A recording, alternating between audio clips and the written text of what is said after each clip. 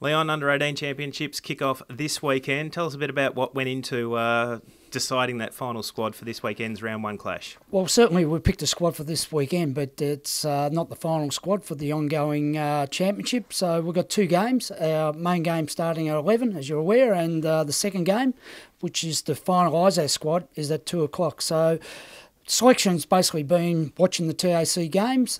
We did have trial matches against New South Wales and NT a couple of weeks ago. So, yeah, we like to think we've got a squad that is capable of competing game one. As you mentioned, quite different this year, going in with that squad of 50 into round one, and then a final cut down to that squad of 40 for the rest of the championships will occur. It certainly is. The format's a little bit different this year with the National Carnival playing 6 games instead of 5. So normally this weekend is our trial match to finalise our squad, but Anton and myself have worked out that we'll actually play round one this week. So it's a little bit different. The format of the competition is different because it's only playing the Division 1 team. So we play Metro twice, South Australia twice and West Australia twice. So it's a pretty hard 8 weeks. Anton, looking forward to the Under-18 Championships kicking off this weekend for Vic Metro? As always, Anthony, I mean, it's obviously an exciting time for the whole football industry. When you consider that this state provides 50% of the new talent for the AFL draft, you can imagine how much interest it's going to generate. Now, we're pretty excited because we've gone for a fairly convoluted process to make sure that we've picked the right players at the right time. So form's been important, obviously past performances at nationals, draftability are things that we're really keen on to make sure that the industry has a look at these players under a bit of pressure against their peers so they can assess them against their peers nationally. And our players are ready. We've had a very good preparation really. We've been fairly fortunate with injuries, and the new coaching staff we've brought on board has just contemporised a lot of the stuff we've done.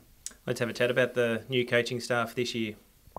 Yeah, we were very fortunate to secure the services of David Flood, who, for those people out there who may be aware, David not only was an Essendon player himself, but has had a fantastic coaching resume at Coburg in the VFL, the Calder Cannons in the TAC Cup, and also spent 4 years as a development coach at the very successful Hawthorn Football Club as they were establishing their so-called dynasty. So he comes to us with a very positive, very educational focused attack on the way he wants to go about his job. And the other bonus for us has obviously been to be able to secure Brian Royal, who we all know is a Hall of Famer at the Western Bulldogs as a player, but has had over 15 years of assistant and senior assistant experience at AFL clubs. So to have those two fresh faces in the system to be able to, I guess, impart onto our players the way AFL coaches are looking at coaching and the methods that are used, it's been a challenge for our players and also the assistant coaches, but it's been a great growth experience and learning experience for everybody.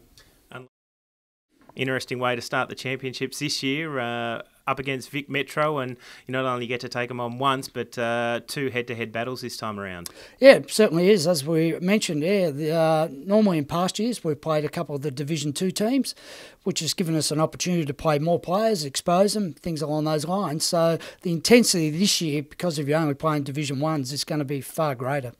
Tell us a bit about the squad and some players to watch out for in the championships. Oh, we've certainly got a competitive squad. We like to think we've got quite a good mix of talented players. Certainly, there's some of the AIS boys who have just been overseas to Europe. They're coming back with McCartan, Nelson, Goddard, McGrath.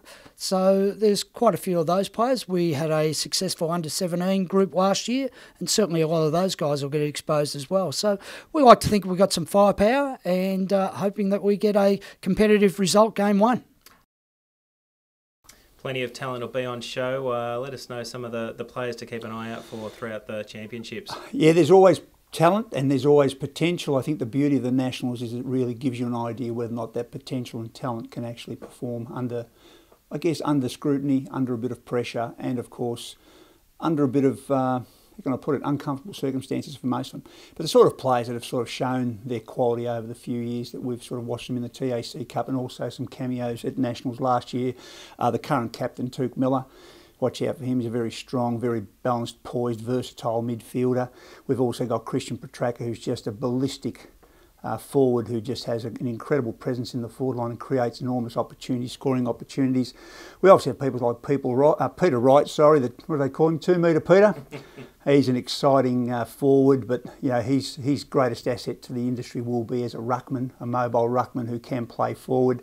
There are players like Corey Ellis, who a lot of people may not know about, but we think is coming on very well as a player and has sort of established himself not only as a quality TAC Cup player, but here's his opportunity at Nationals to show the quality he actually does have amongst his peers. Obviously Darcy Moore, the father-son, possibly father-son at Collingwood, will be an exciting player for people to watch and just see how energetic and I guess versatile as a tall he is and how athletic he is. And have you been keeping an eye on some of the Vic Metro players to watch out for and ready for them on the weekend? Oh, there's no doubting I've looked at their squad and they're a very talented squad, and naturally when you're looking at TAC games you've got a good feel for them. You're watching the AIS game they played at the MCG, and certainly Angus Brayshaw was outstanding in that game. A couple of my boys that I overlook at Maribyrnong Secondary College in Peter Wright and Dylan Vojo Rodenbow and Tuke Miller that was there a couple of years ago, so there's certainly a lot of talent in the opposition. And it must be pleasing also to see some of the former Vic Country players from last year go on to play AFL football this year. Oh, there's no doubting, and that's basically what the competition's about, exposing players so AFL recruiters can have a good look at them. And certainly, the types like Louis Taylor and Gardner and Impey and Hardtongue, Crouch. So there's 5 or 6 of them already being exposed at AFL level. Got ammunition on a lot of fronts, as do Country, and I think the beauty of the Nationals is that you're sort of bringing together all the really talented players in this state, which obviously has a critical mass of talent, and you're seeing them battle out, and there's going to be no quarter given, and I think that's the beauty of Metropolitan Country games. We always seem to want to beat each other, and it seems to be the game of the year that people like to watch.